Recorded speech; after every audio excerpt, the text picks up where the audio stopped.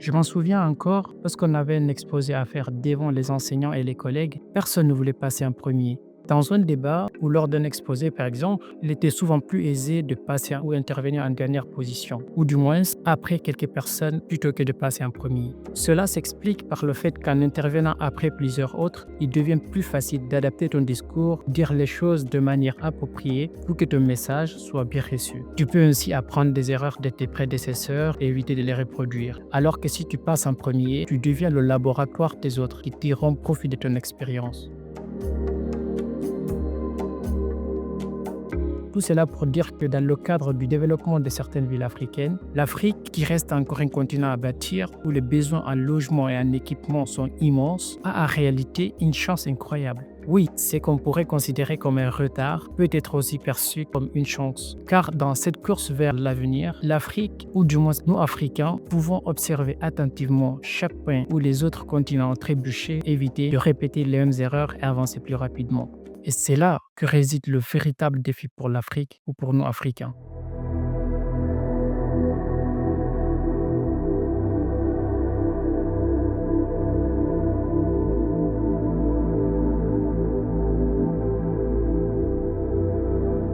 Au début de mes études, lorsqu'on m'enseignait l'architecture antique, j'étais émerveillé par la grandeur et le gigantisme de ses œuvres.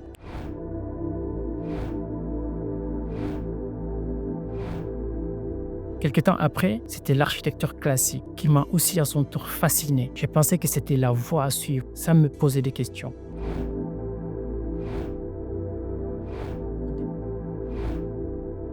Une année après, on m'a parlé de l'architecture moderne et je me suis dit, ben voilà, c'est ça dont j'ai besoin, je vais bâtir des maisons modernes.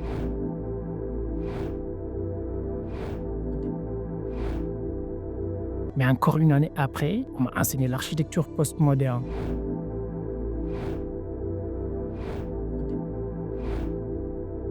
Et là, je me suis demandé, mais non, mais qu'est-ce qu'on va m'enseigner l'année prochaine?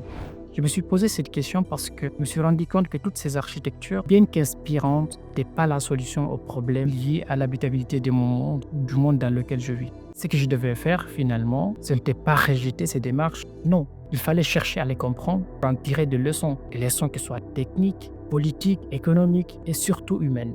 La solution n'était plus d'idéaliser un style ou un courant de pensée. Non, ce serait une erreur aussi grave que celle de vouloir s'enfermer dans des évidences du passé.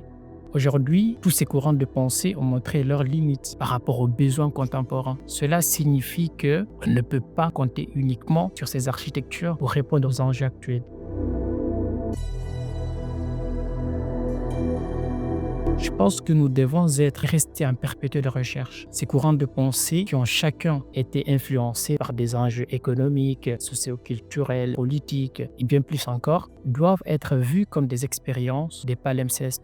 Ils doivent nous permettre aujourd'hui d'étudier couche après couche tout cet héritage pour explorer de nouvelles pistes et répondre aux enjeux futurs. Pour y arriver, il faut non pas perpétuer ces théories, mais les questionner, identifier leurs limites et confronter à nos propres paradigmes. Et je pense qu'il est essentiel de souligner ceci. Il est obsolète de continuer à justifier l'architecture sous la bannière d'un style. La seule variable qui devrait, je pense, justifier une architecture, c'est la perpétuation de la vie.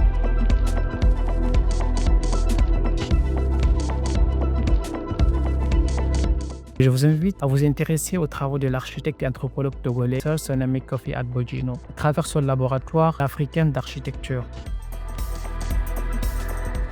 Il n'est pas le seul, mais sa démarche illustre comment dompter la technologie et l'utiliser au profit de l'humain au lieu d'en devenir l'esclave. Nous devons saisir cette chance et éviter de perpétuer les mêmes erreurs du passé. L'éducation, qui est la base, ne doit pas nous enfermer dans des doctrines obsolètes. Plutôt que de brandir les évidences du Baël, je préfère me tromper avec le Taël, la terre armée à l'état limite. Bon, la Taël. Si c'est qui peut aider mon peuple à habiter et vivre dignement. Mais je pense qu'il est temps que nous nous détachions de toutes ces évidences. Il ne s'agit pas de classer les choses en bien ou en mal, mais de voir comment amplifier le meilleur dans chaque démarche positive, d'apprendre des erreurs dans chaque démarche négative et de comprendre que ce qui est bon aujourd'hui peut devenir un sérieux problème demain. Osons nos erreurs maintenant, car c'est notre tour de le faire. toi, jeune architecte, ingénieur, urbaniste, économiste, politique et toi que je n'ai pas cité, qu'attends-tu pour commencer tes propres erreurs au lieu de brandir celles des autres? Sache que l'école ne t'ouvrira pas la pièce où se cache la vérité, mais elle te remettra au moins les clés. Et le reste, c'est à toi de jouer. Et c'est maintenant. Merci d'avoir écouté cette vidéo, j'espère qu'elle vous aura apporté un peu plus votre réflexion. N'hésitez pas à la partager autour de vous et surtout, prenez soin de vous et à très bientôt. C'était Toka pour Coursidon.c pour vous servir.